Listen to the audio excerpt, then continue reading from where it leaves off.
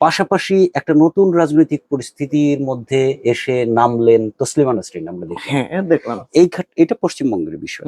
বাংলাদেশে যদি আমরা দেখি, আমরা বাংলা একাডেমিতে এরকমও দেখেছি মোহন রায়হানকে একটা অনুষ্ঠানের মধ্যে উনি যখন একটা কবিতা বা যাই বলেন আপনি ক্রিটিক করছে, যখন একটা সিচুয়েশনকে, রাজনৈতিক পরিস্থিতিকে সমালোচনা করছে, সেই অধিকার আমার মনে হয় সকল নাগরিকেরই আছে। অবশ্যই সেটা করতে গিয়েও কিন্তু তিনি এক ধরনের বিরূপ মানে পরিস্থিতির মুখোমুখি হলেন এবং একটা লজ্জাজনক পরিস্থিতির মুখোমুখি এবং হলেন। সেটা নিয়ে সারা দেশ। তো এইটার কারণটা আমি আসলে যে জায়গাটা বলতে চাচ্ছি যে এইটার কারণটা কি, কারা তৈরি করে, শুধু পরিস্থিতি তৈরি করে?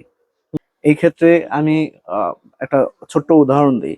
সেটা হচ্ছে যে আমার গ্রামের একজন কৃষক, গ্রামের ইউনিয়ন, তারপরে ওয়ার্ড, এর নিচে তো আর নাই, মানে রাষ্ট্রের বিস্তার তো এই ওয়ার্ড পর্যন্তই। ওয়ার্ডের একজন আওয়ামী লীগের কর্মী, সে কৃষক, সে বাজারে হয়তো মাসে 3 বার যায়, মানে লোকাল বাজারেও মাসে 3 বার যায়, তার এই সুযোগটা থাকে না। সেই লোক মামলা খেয়ে জেলে এখন। সে আওয়ামী লীগ করতেন বা সেই সময়। তাই আমি বলতেছি যে এই যে রেজিমের সময়, আওয়ামী রেজিমের সময় সমস্ত কৃষকের যদি বাজারে এই তার সবজিটা বিক্রি করতে হয়, তার আসলে কি করতে হয়? আওয়ামী লীগ করা ছাড়া তার আসলে সবজি বিক্রি করার ওয়ে ছিল কিনা?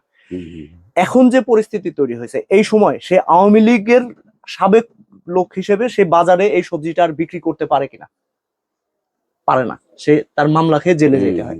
যদি পরিস্থিতি এরকম হয় যে আমার বাজার থেকে ন্যূনতম বাজার করে নিয়ে আসে, নিজের হক, নিজের আয়, নিজের ব্যয়, এইটা ঠিক করার জন্য যদি আমার বাজারে যে আমি ফেরত আসতে না পারি, তাইলে আমার কি করতে হয়? আমার আবার আওয়ামী লীগ করতে হয়, আবার এখন বিএনপি করতে হয়, তার আগে ইন্টারিম করতে হয়। তার মানে কি যে এইরকম যে একটা রাজনৈতিক পরিস্থিতি থাকে, কখনো কখনো এই রাজনৈতিক পরিস্থিতির ওই কৃষকের মতোই আমাদের এই সাহিত্যিকদেরকেও বাধ্য করে ফেলে, এটা বলতে চাচ্ছেন আপনি? অবশ্যই বাধ্য করে ফেলে।